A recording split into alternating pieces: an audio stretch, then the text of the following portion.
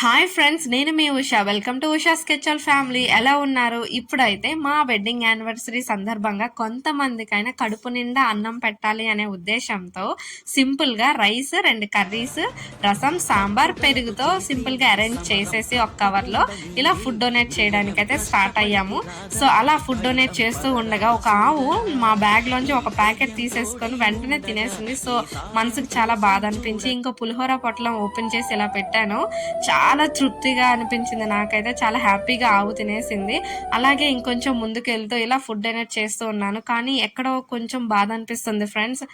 అంత ఎండలో తిరుగుతున్నప్పుడు చాలా కష్టంగా అనిపించింది. కానీ అంత ఎండలో కాళ్ళకి చెప్పులు కూడా లేకుండా కొంతమంది ఎవరు పెడతారా అని చెప్పి దీనంగా చూస్తున్నారు. సో అలాంటి వాళ్ళు చాలా మంది ఉన్నారు. చాలా బాధ అనిపించింది.